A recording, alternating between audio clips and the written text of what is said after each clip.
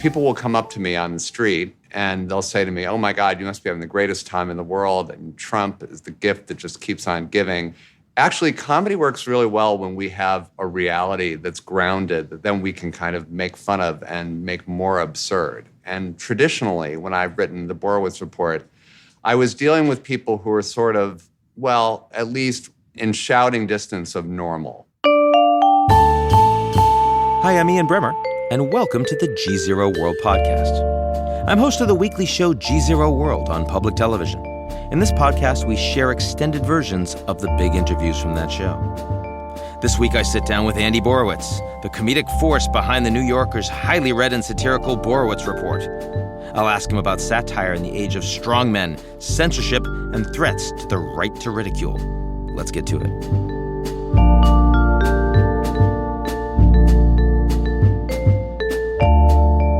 The GZERO World is brought to you by our founding sponsor, First Republic.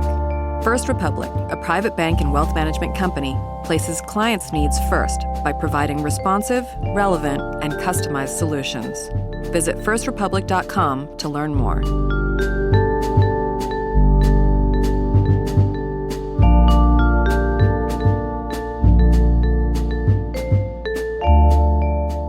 Andrew Borowitz, lovely to be with you. Love to be with you. No one really calls me Andrew. I think my mom used to call me that, but you can call me Andy. I do call you Andy. For our purposes. I personally call you Andy. Exactly. I have been known to do that in the past. Exactly. So how is it to be a comedian in these political times?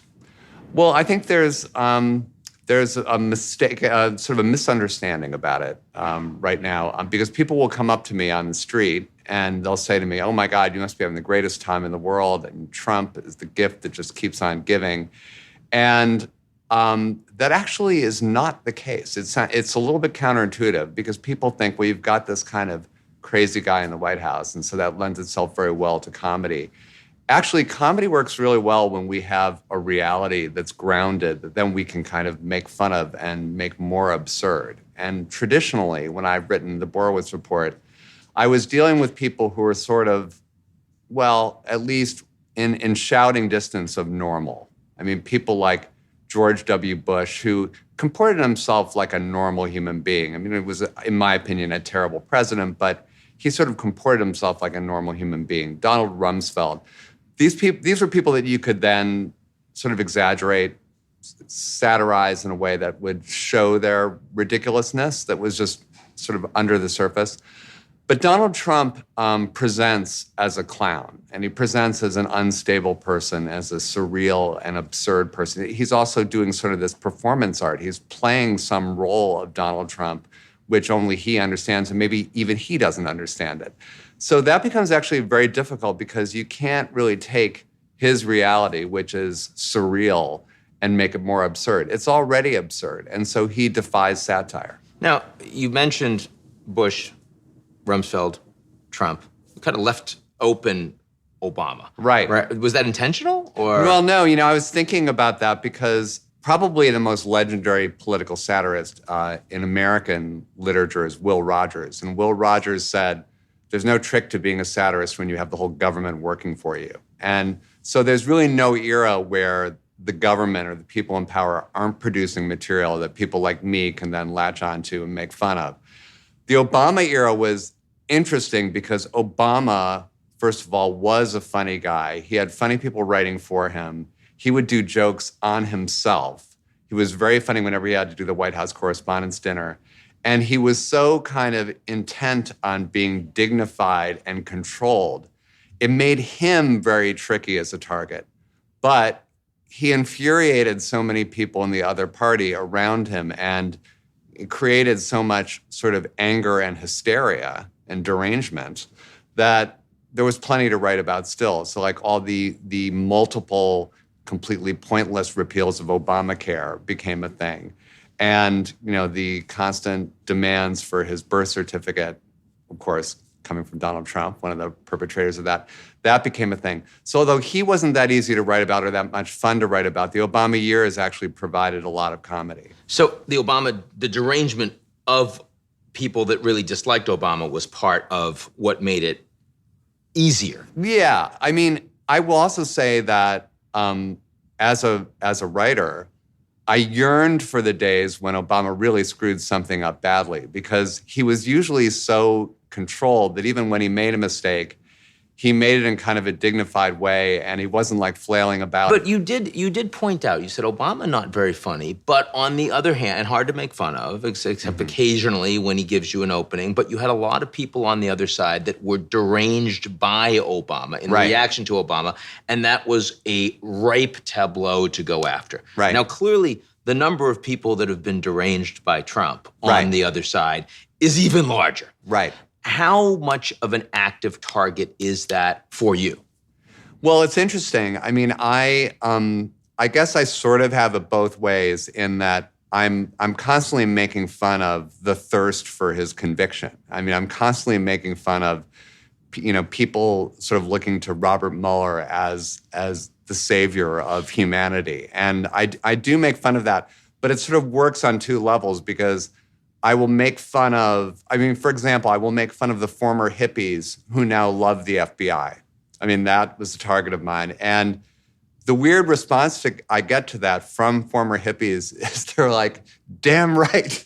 That's exactly. So I haven't really And they don't see the irony in that, apparently. No. So like a lot of what I'm doing is making fun of what I would call liberal fantasies. And the problem is, this is one of the problems with satire in general. People think, and Malcolm Gladwell actually did an interesting podcast about satire where he kind of said that satire is a failure as a principle, as a premise. It's a failure because if you're trying to change people's minds with this kind of comedy, you usually wind up just reinforcing their confirmation bias. I guess where I come out on that is that I don't necessarily think a satirist sits down, unless they're delusional, that a satirist sits down and says, boy, when this piece, this 250-word piece comes out, I'm really going to change a lot of minds. I never feel like I'm going to change anyone's mind. I feel that I've expressed myself and I've made a point, but I never think, when people always say, oh, the pen is mightier than the sword, actually swords often are mightier than pens, I should point out. I don't always think that. I think when people say that comedy is this incredibly powerful weapon, I think the effects of comedy can be very incremental, and I think that comedy and comedians can change the atmosphere around an issue. But I don't necessarily think that satire is this incredible weapon that just rocks the world, because I just don't think it does. So, the sword has proven mightier than the pen for a number of satirists around the world. We have more journalists now languishing in prison globally than at any point in recent times. In Egypt, the Jon Stewart of Egypt taken off the air and with criminal charges. How do you think journalists in your position in other parts of the world are doing to respond to these times? I think journalists in general, but certainly more elsewhere, are under a lot of threat. And I say that totally seriously. I think, and really, Ian, it's a bigger issue than just comedians. Comedians really haven't borne the brunt of it the way, say, investigative journalists have, who are being imprisoned, who are being attacked. In our country, we've had newspaper newsrooms who've been singled out by, gun-toting maniacs. And so it's, we do also have an environment in our country where, the president of the United States is saying that people like me and people like you, by virtue of the fact that you're working as a journalist in this program, that we are the enemy of the people. And actually, our role was enshrined by the First Amendment to the Constitution. So the people who wrote that, by virtue of the fact that they put that amendment first, probably did not feel that we were the enemy of the people. I think Thomas Jefferson said that something to the effect that newspapers without government were preferable to government without newspapers. But as you'll recall, right after 9/11 and the shock of that, it was so easy for so many Americans to capitulate and give up individual liberties out of fear. And it's very easy for a government to create that sense of fear in order to achieve the goal of getting people to relinquish their individual liberties. So I'm worried about it, but I also think we have to fight. I think we have to support journalists. I think we have to support journalism in the courts and financially. And, there's a slippery slope because one thing Donald Trump says quite a bit as sort of a running theme for him, leitmotif, is he'll say, really got to look into the libel laws in this country. So when you look at a place like The Onion, which in principle, this sort of fake media organization that's all about satire, but also is writing things that clearly some people believe to be true. Right. Right. And you also have this whole dynamic of people putting out real news and then response being, can you believe this? This is in The Onion. There's an overlap there. I mean, to what extent do you think that part of what being a satirist is, what you're aiming for, is to get something so on the nose that there are people out there that believe it to be true? Well, I think there are two things. I mean, one is a question of what is your intention? In my case, I can't speak for The Onion. I know people over there. I have friends over at The Onion. I can't speak for them. But I know in my case, the intention is never to create a hoax or to fool people. As a matter of fact, we label my stories very, very clearly. The New Yorker was worried about this very issue, and they said, what can we put on your stories that will make it clear that these are not the news? And I said, what if we say not the news? And they were like, nailed it. So now, I know. That was clever. It was clever. That was very clever. It was witty. Mm-hmm. But this whole issue of things, satire seeming like it's real and so realistic that people are fooled by it, that may not be the intention, but I do think when that happens, that shows that you've had an aesthetic success. Because the goal of writing this stuff is that you're trying to be as close to the original thing you're parroting as possible, which means your style, the literary style of writing this stuff is really trying to hew very close to that whole AP, New York Times, incredibly drab, understated style, so that you could be describing Armageddon, but you have to write it in this incredibly controlled gray lady style. I don't delude myself into thinking that if I write some piece about Trump doing something insane, that then I'm suddenly swaying elections or something. No, but you have had aesthetic success. I'm thinking back on, for example, with the Washington Post when Bezos bought it. Yes. And the Chinese state media actually believed my version. Yeah, that was well, my version. I remember my editor at the New Yorker at the time called me and said that Bezos had just bought the Washington Post and could you do something about it? And so my headline and the story indicated that Jeff Bezos said that he'd only bought the Washington Post because he had clicked on it by mistake. He had gone to the Washington Post website. It was a big, I guess, internet shopping error, and it was wound up in his cart. And it wasn't until he got his American Express Amazon bill. thing. Yeah, it was a little play on Amazon. Yeah. And it did, it's funny when you talk about things, we're talking about satire and confirmation bias. It had two wildly different reactions. In this country, people got the joke, and people are always mad about getting stuff from Amazon that they didn't mean to buy, so they got what I was making fun of, and did very well in this country. But it had this sort of ancillary market of about, I don't know, tens of millions of readers in China who read this because it had been linked to by state media, and they must have just thought, oh my God, this is why our economy is so much superior to the American economy, because people like Jeff Bezos are buying things by mistake, and they're a bunch of clowns. So I think their confirmation bias actually played a role in that. They wanted to see us as buffoonish in our business dealings, and that seemed to, this is just my theory, of course. They were the hippies that now support the FBI. Yeah, exactly. We can't, I always come back to, we really can't control how people, I don't think in any art form, if I can use that pretentious term,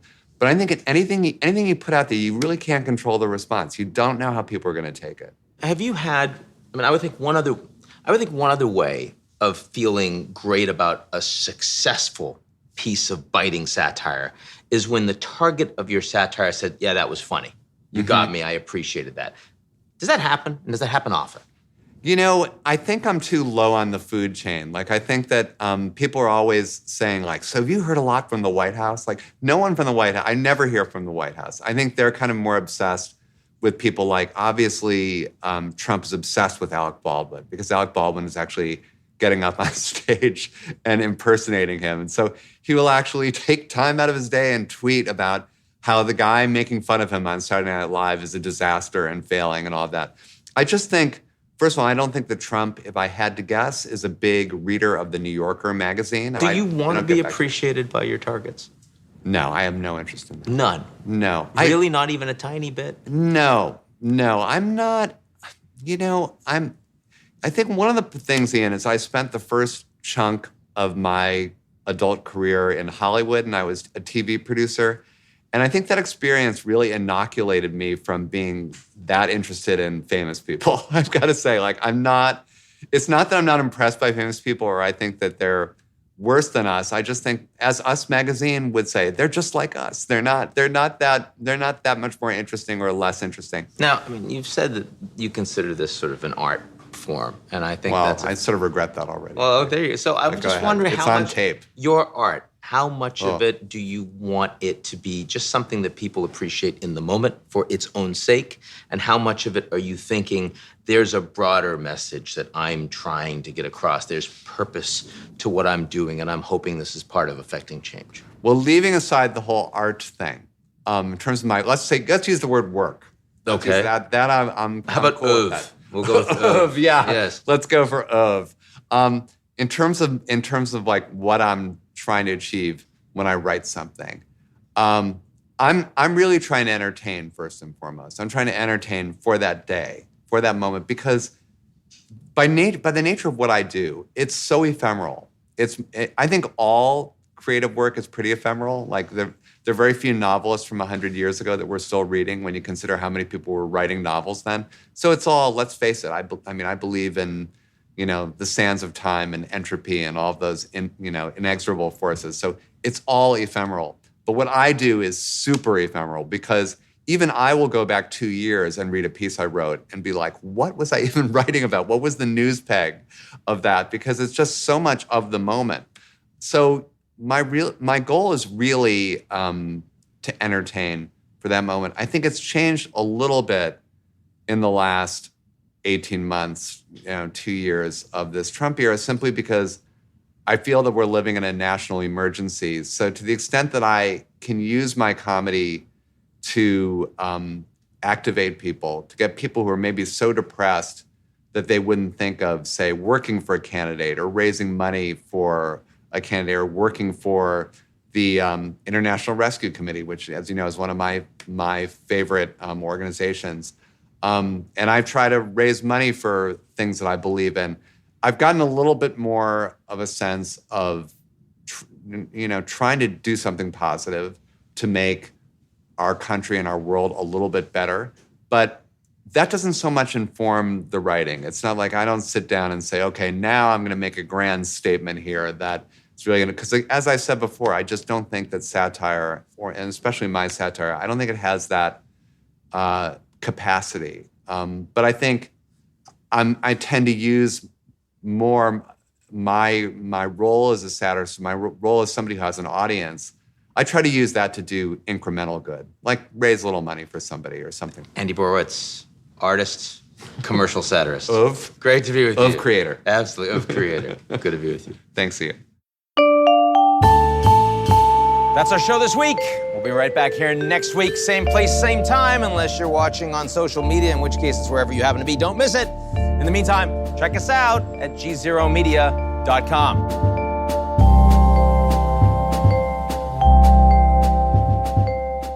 The GZERO World is brought to you by our founding sponsor, First Republic. First Republic, a private bank and wealth management company, places clients' needs first by providing responsive, relevant, and customized solutions. Visit firstrepublic.com to learn more.